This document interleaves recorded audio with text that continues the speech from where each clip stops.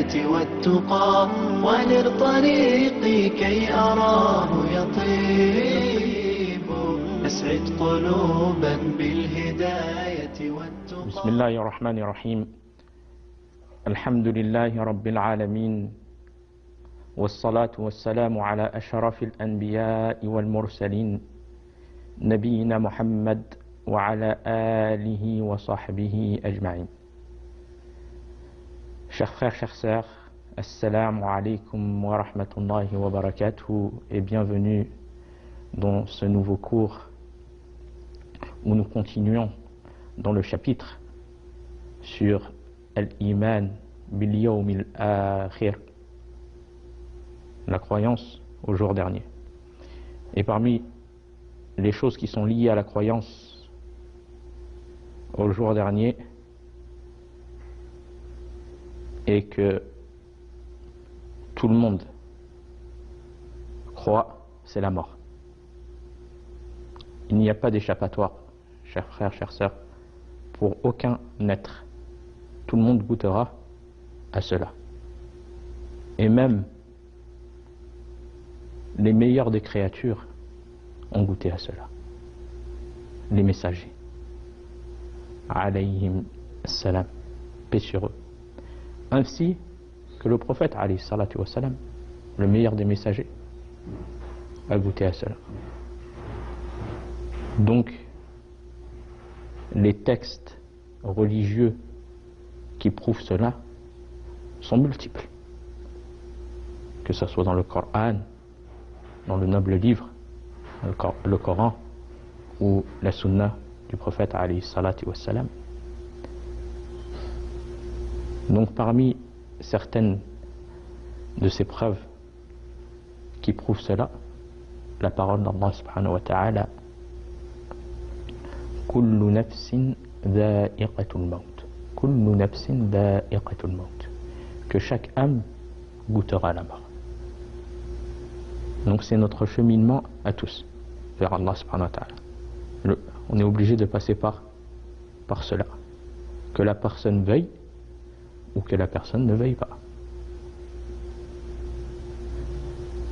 Cela fait partie de la volonté d'Allah universelle, obligé que ça soit, obligé que chaque âme goûte à la mort. Et Allah subhanahu wa ta'ala il dit kullu man alayha fan, tout ce qui est sur la terre doit disparaître. Chaque chose ça va prendre fin. Chaque chose va prendre fin. Que ce soit la terre ou que ce soit la vie humaine. Par ordre d'Allah subhanahu wa ta'ala.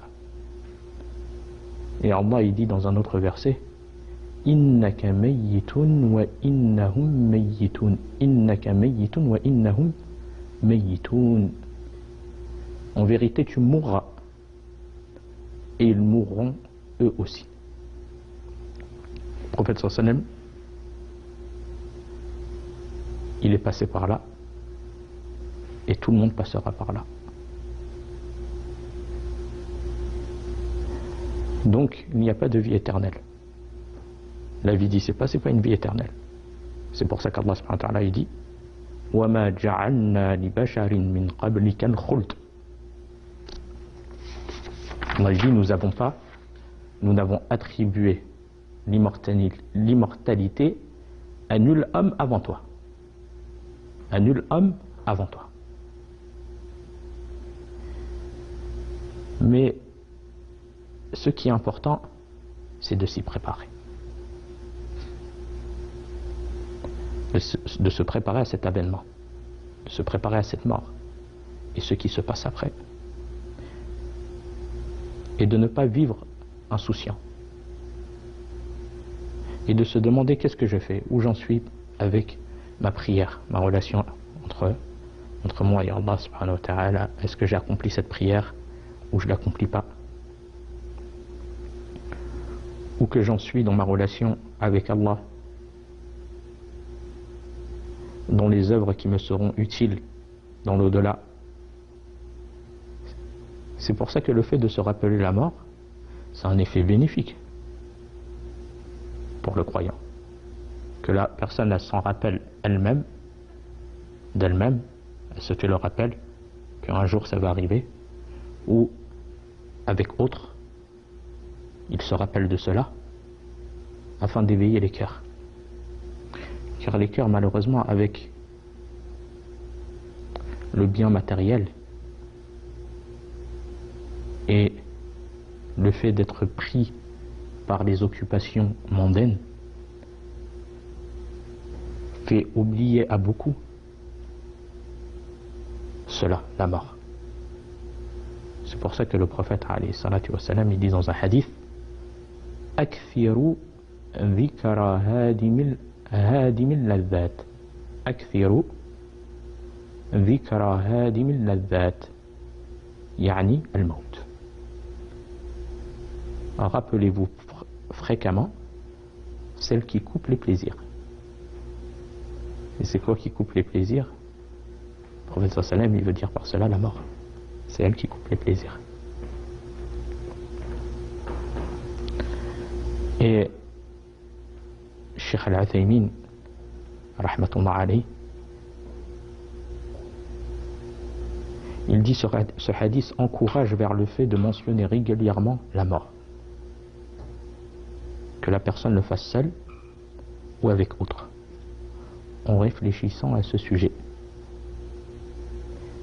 Car cela, ça va t'apporter la douceur du cœur et le fait de ne pas donner une importance à cette vie mondaine qui, quoi que coûte, prendra fin. Comme on a dit dans un hadith, le prophète alayhi salatu wassalam, il dit: A'maru ummati ma bayna sittin wa sab'in.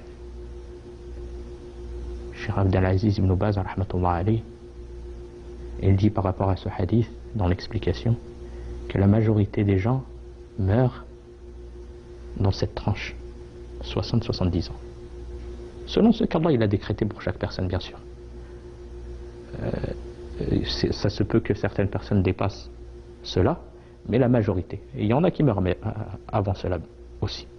Mais dans tous les cas, il n'y a pas d'échappatoire. Donc, cela nous amène à éveiller les cœurs et à se préparer à cette étape, qui est une étape qui n'est pas facile, pour celui, surtout pour la personne qui ne s'y est pas préparée. Et le fait qu'on soit toujours en vie, c'est une occasion de se répandre, du repentir et d'œuvrer. Et le prophète alayhi salatu wa salam, il dit: إذا مات ابن آدم انقطع عمله إلا من ثلاث صدقة جارية وعلم ينتفع به وولد صالح يدعو له. La personne, si elle meurt, le prophète sallam dit: si le fils d'Adam meurt, ses œuvres sont arrêtées, excepté trois choses. Une œuvre continue. Tu as laissé une œuvre, et ça c'est ça le commerce fructueux.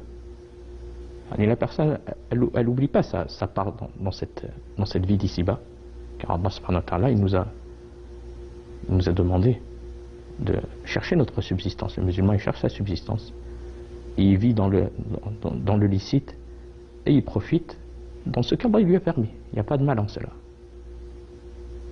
Mais le fait de aussi préparer son au-delà. Et parmi cela, l'œuvre continue. Il y a des personnes qui préparent une œuvre qui continue après, qui contribue à recevoir des récompenses même s'il est mort. Comme par exemple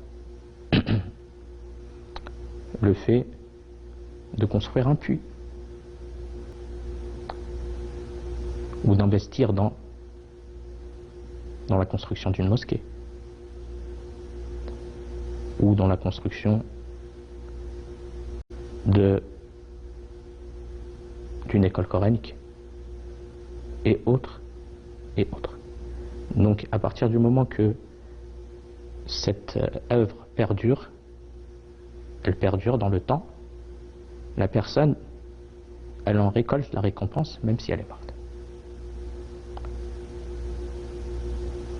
Et certaines personnes disent que, par exemple, j'ai pas la possibilité, j'ai pas les moyens de construire une mosquée, ou j'ai pas les moyens de construire une école coranique. Mais des fois on connaît certaines associations ou autres de confiance, bien sûr, après que la personne s'est informée de la confiance de ces personnes-là, qui des fois proposent ce genre de construction, la participation, c'est-à-dire que la personne elle peut participer d'une partie de son argent, même minime, pour la construction par exemple d'une mosquée, ou une mosquée dans son pays dans lequel il vit ou autre, qui a besoin de certains fonds, et il participe de ce qu'il peut. Eh bien, qu'il sache que les personnes qui viendront se prosterner, adorer Allah, lire le Coran dans cet endroit-là, bi'idnillahi ta'ala, il aura une part de récompense de cela. Ou par exemple, il y a certains pays, comme des pays d'Afrique, ou des pays dans le besoin, où les gens sont dans le besoin d'eau. Et comme le prophète sallallahu alayhi wa sallam, il a dit, la meilleure aumône, c'est le fait de donner de l'eau. Et on le ressent cela quand on est surtout dans les périodes chaudes et on a soif. Subhanallah. Quand tu trouves cette eau-là, tu es apaisé. Alors ces personnes qui sont dans le besoin pour cuisiner, pour boire, pour se laver, eh bien il y a par exemple certaines associations pareilles, après s'être informées que ce sont des personnes de confiance, qui eux, après les avoir subventionnés, après avoir payé pour la construction de ton puits, c'est eux qui se chargent de tout, même si c'est pas dans ton propre pays. Et quelle est la récompense que journalièrement des personnes profitent de ce puits et de cette eau, que ce soit pour boire ou autre? Cela, ce sont juste des exemples qui peuvent être utiles pour nous tous, du fait de préparer quelque chose qui nous soit utile après notre mort. Et le fait de ne pas attendre que les gens œuvrent pour toi. Œuvre-toi pour ta propre personne. Et juste à titre d'anecdote, un grand savant parmi les savants contemporains, hafidhahullah, il a cité une histoire comme ça, subhanallah, sur le fait de ne pas attendre que les autres œuvrent pour toi. Il connaissait une personne qui était venue le voir dans le but de faire une œuvre continue après sa mort. Et donc, le cheikh il l'a conseillé sur cela et autres. Mais par la suite, il a dit, je l'ai plus revu. Je l'ai plus revu par la suite, par rapport à ce dont on avait parlé. Puis, il a appris que, subhanallah, il est dans le lit, malade, à l'approche de la mort. Ce qui prouve que la mort, elle vient sans qu'on s'en rende compte. On peut être en bonne santé aujourd'hui et demain être dans une autre situation. Et donc le cheikh il est parti le visiter. Et aussi les enfants de la personne sont partis pour visiter leur père. Et il avait envie de prononcer une parole, subhanallah. Il avait envie de prononcer une parole. Il n'a pas réussi à la prononcer. Il regardait ses enfants, il voulait leur dire quelque chose. Il n'a pas réussi à prononcer. Ce qui prouve que chaque chose prendra fin, même la parole. An-nutq, la parole, le fait de prononcer. Et le cheikh, il a ressenti qu'il voulait leur dire ce dont il était venu le voir pour cette cause, le fait de faire une œuvre pieuse qui soit continue pour lui, la construction d'une chose qui soit continue pour lui et qui lui viennent en récompense après sa mort. Et donc il a écrit aux enfants pour les conseiller, pour leur dire voilà ce que votre père, avec une grande probabilité, voulait que vous fassiez. Les enfants ont accepté, parce qu'il y a la distribution de l'héritage et autres. Donc les enfants ont accepté. Puis subhanallah, par la suite, les enfants ils se sont désistés. Malgré que c'est leur père. Donc le fait de ne pas attendre, chers frères, chères sœurs, que quelqu'un œuvre pour nous. On œuvre pour nous-mêmes. Et nous aussi, on œuvre pour, on soit une cause de bien aussi pour des proches, comme les parents. Le fait de demander pardon à Allah subhanahu wa ta'ala pour eux, ça fait partie de la bienfaisance. Et les proches qu'on a perdus. Non, mais le fait de ne pas attendre que les gens œuvrent pour nous. La deuxième chose que le prophète sallallahu alayhi wa sallam il a cité dans ce hadith, une science dont les gens tirent profit. Une science dont les gens tirent profit. Le fait que la personne elle a enseigné un bien, qu'il y a des gens qui ont appris ce bien et qui en ont profité, il a laissé une science utile pour les gens qui en profitent, qui arrivent par cette cause à connaître la vérité, à connaître l'islam véridique avec une bonne compréhension. Tout cela, c'est aussi une chose qui est demandée. Et un enfant pieux qui invoque pour lui. Le fait d'éduquer nos enfants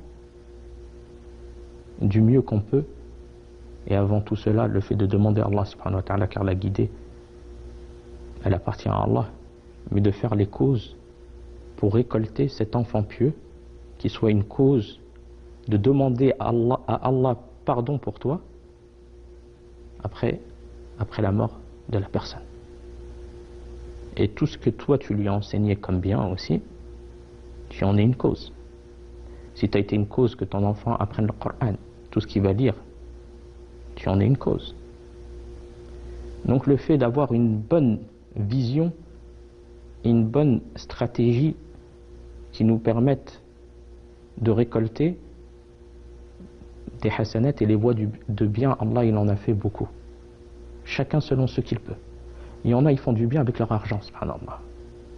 Il y en a, il leur a donné de l'argent et ils le dépensent dans le sentier d'Allah, dans les aumônes, dans l'aide des gens qui sont dans le besoin, la construction de puits, l'investissement dans des mosquées et autres et autres et autres. Il y en a à qui Allah il leur a donné la science et ils la transmettent. Il y en a à qui Allah il leur a donné l'amour de la prière, ils sont assidus à la prière et ils profitent de ce qu'Allah il leur a ouvert comme porte du fait de multiplier les prières. Il y en a Allah il leur a facilité dans la lecture du Coran. Ils lisent le Coran de façon abondante. Chacun selon ce qu'Allah il leur a facilité. D'autres c'est le jeûne et autres et autres. Mais le fait que de savoir qu'on n'apporte rien avec nous dans la tombe si ce n'est nos actions. Donc le fait d'œuvrer pendant qu'on en a la capacité, car il y a des gens qui aimeraient revenir pour œuvrer. Et le fait de savoir que l'avenir il est inconnu pour chacun. Allah Azza wa Jalla il dit وَمَا تَدْرِي نَفْسٌ مَاذَا تَكْسِبُ غَدًا. Aucune âme ne sait ce qu'elle va acquérir demain. Il n'y a personne qui sait ce qu'il va acquérir demain. C'est pour ça qu'il y en a, ils étaient en bonne santé. Le lendemain, ils se sont retrouvés malades. Ou il y en a, le matin, il était en forme et le soir, il se retrouve dans un accident de voiture ou autre. Et peut-être que chacun d'entre nous a des histoires proches de cela. Et Allah subhanahu wa ta'ala, il dit dans un autre verset وَمَا تَدْرِي نَفْسٌ بِأَيِّ أَرْضٍ تَمُوتُ. Et aucune personne ne sait dans quelle terre il mourra. Même la terre dans laquelle tu vas mourir, elle t'est inconnue. Et quand l'heure de la mort arrive, il n'y a pas possibilité de la repousser. Impossible. Allah Azza wa Jalla il dit وَلِكُلِّ أُمَّةٍ أَجَلٍ فَإِذَا جَاءَ أَجَلُهُمْ لا يستأخرون ساعة ولا يستقدمون. Pour chaque communauté, il y a un terme. Quand leur terme vient, ils ne peuvent le retarder d'1 heure et ils ne peuvent le hâter non plus.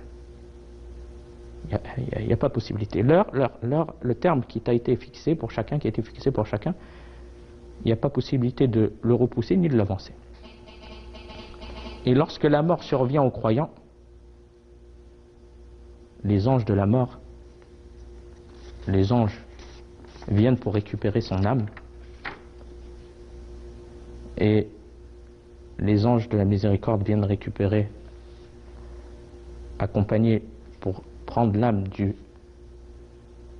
croyant et l'apaiser à ce moment qui est un moment difficile où l'âme sort du corps de la personne pour aller dans un monde nouveau qui est l'au-delà, qui est éternel. Éternel.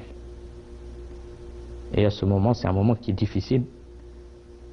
Et Allah subhanahu wa ta'ala, il décrit la façon dont l'âme de ces croyants sont récupérées. Allah azza wa jalla dit: Innal ladhina qalu rabbuna Allah thumma istaqamu tatanazzalu alayhimul malaikatu alla takhafu wa la tahzanu wa abshiru bil jannati allati kuntum tu'adun. Ceux qui disent, ils étaient croyants dans ce bas monde, ceux qui disent notre Seigneur est Allah et qui se tiennent dans le droit chemin, les anges descendent sur eux disant: n'ayez pas peur et ne soyez pas attristés, n'ayez pas peur de votre futur, vous passez vers quelque chose de nouveau. Donc ils viennent l'apaiser du fait de leurs bonnes actions et de leurs croyances dans ce bas monde. Et ne vous attristez pas de ce que vous avez laissé derrière vous comme proches, argent ou autre. Mais ayez la bonne nouvelle, il leur annonce la bonne nouvelle, mais ayez la bonne nouvelle du paradis qui vous était promis. Par contre, les mécréants, quand les anges viennent pour récupérer leurs âmes, Allah il dit, en décrivant cela: وَلَوْ تَرَى إِذِ الظَّالِمُونَ فِي غَمَرَاتِ الْمَوْتِ وَالْمَلَائِكَةُ بَاسِطُو أَيْدِيهِمْ أَخْرِجُوا أَنفُسَكُمْ الْيَوْمَ تُجْزَوْنَ عَذَابَ الْهُونِ بِمَا كُنْتُمْ تَقُولُونَ عَلَى اللَّهِ غَيْرَ الْحَقِّ وَكُنْتُمْ عَنْ آيَاتِهِ تَسْتَكْبِرُونَ. Et si tu voyais les injustes lorsqu'ils seront dans les affres de la mort et que les anges leur tendront les mains disant: laissez sortir vos âmes, aujourd'hui vous allez être récompensés par le châtiment de l'humiliation pour ce que vous disiez sur Allah d'autre que la vérité, et parce que vous vous détourniez orgueilleusement de ses enseignements. On demande à Allah subhanahu wa ta'ala de nous faciliter cette situation et d'être parmi ceux. هذا والله أعلم وصلى الله على نبينا محمد. لله رب العالمين تطيب، أسعد قلوبا بالهداية